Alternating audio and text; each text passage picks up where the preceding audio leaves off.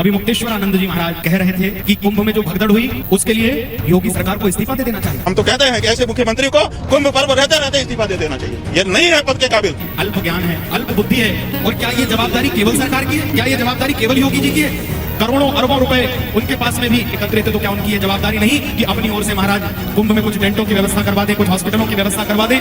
इससे दुर्भाग्यपूर्ण बयान और कुछ नहीं हो सकता। सनातन धर्म ने पूरे विश्व का मार्गदर्शन किया है। सनातन धर्म की रीति नियम नीति को पूरे विश्व ने अपनाया है।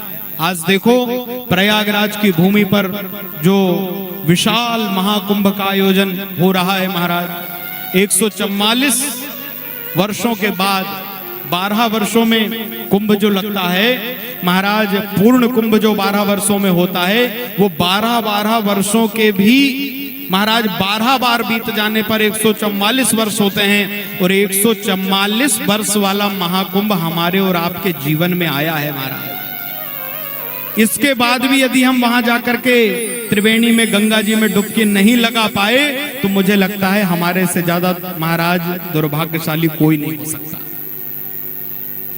कब आएगा ये जीवन? 144 साल बाद अब दोबारा वो अवसर मिलेगा। अभी भी मौका है कुंभ के लिए, अभी भी शेष समय बचा है महाराज। यदि आप योजना अभी तक आपने नहीं बनाई है तो आज के बाद जल्दी से योजना बना लो और जाकर के महाकुंभ में डुबकी लगाओ, ऐसा अवसर नहीं मिलने वाला दोबारा। और क्या अद्भुत व्यवस्था महाराज। अभी बीच में लोग कुंभ में एक घटना घट गई, उसको टीवी पर, पेपर न्यूज में, मोबाइल पर देख करके बड़े भयभीत हो गए, डर गए महाराज। बहुत सारे लोग जाने किसी कारण से महाराज वहां पर घटना घटित हो गई और उसमें कुछ लोग घायल हो गए, कुछ 30, 40, 50 लोगों को महाराज शरीर भी उनका छूट गया। बहुत दुख की बात है कि महाराज कुंभ में स्नान करने के लिए गए थे लेकिन आयु वहां पूरी हो गई, शरीर छूट गया। भगवान देवादिदेव महादेव भगवान श्री हरि नारायण के चरणों में हम तो यही प्रार्थना करते हैं कि जिन लोगों ने प्रयागराज की भूमि पर उस संगम क्षेत्र में शरीर छोड़ा है, भगवान भोलेनाथ, भगवान नारायण उनको अपने चरणों में स्थान दें। पहली प्रार्थना तो प्रभु से यही है।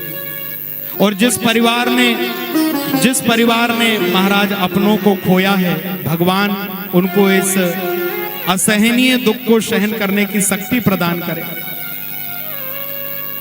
लेकिन महाराज घटना कोई घट गई, कुछ लोगों का शरीर छूट गया, कुछ घायल हो गए और लोग अपने अपने तरीके से वक्तव्य दे रहे हैं। बहुत दुख हुआ। हमारे अंदर तो महाराज इतनी बुद्धि नहीं है, अल्प ज्ञान है, अल्प बुद्धि है। लेकिन महाराज इस अल्प ज्ञान और अल्प बुद्धि से भी पूज्य भगवान शंकराचार्य जी का हमने जो वक्तव्य सुना तो हृदय को बहुत दुख हुआ। ज्योतिर्मठ के शंकराचार्य पूज्य अभिमुक्तेश्वर आनंद जी महाराज कह रहे थे कि कुंभ में जो भगदड़ हुई उसके लिए योगी सरकार को इस्तीफा दे देना चाहिए, मुख्यमंत्री इस्तीफा दे।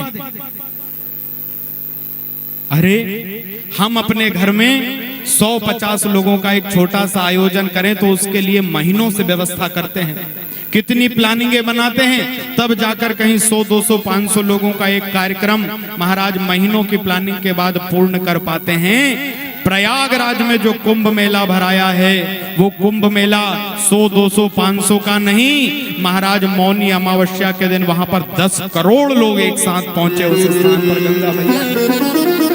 इतनी बड़ी व्यवस्था जिस सरकार ने संभाली, और क्या ये जवाबदारी केवल सरकार की है?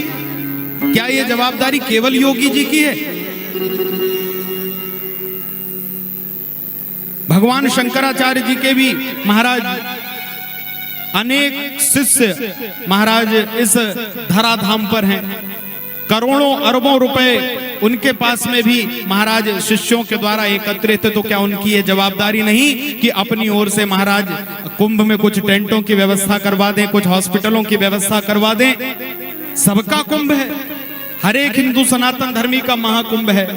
योगी सरकार ने जो व्यवस्था करी है, भूतो ना भविष्यति, ऐसा दृश्य दिखाया है योगी ने जो आज से पहले कभी देखने को नहीं मिला महाराज। वो प्रयागराज की भूमि पर योगी जी ने करके दिखाया है। और आप कह रहे हो योगी जी को इस्तीफा दे देना चाहिए। मुझे लगता है इससे दुर्भाग्यपूर्ण बयान और कुछ नहीं हो सकता। क्षमा चाहता हूं, लेकिन लगातार मोबाइल पर, टीवी पर देखते हुए महाराज मन में बड़ी पीड़ा हुई कि कोई ऐसा कैसे कह सकता है, इतने बड़े आयोजन को जो इतने अच्छे तरीके से संभाल रहा हो। अरे महाराज, घटना तो कभी भी किसी भी समय किसी के भी साथ घट सकती है, लेकिन महाराज आप इतने श्रेष्ठ आयोजन की प्रशंसा करने की बजाय निंदा करें तो प्रश्न चिन्ह खड़ा हो जाता है। बोलो नारायण भगवान की।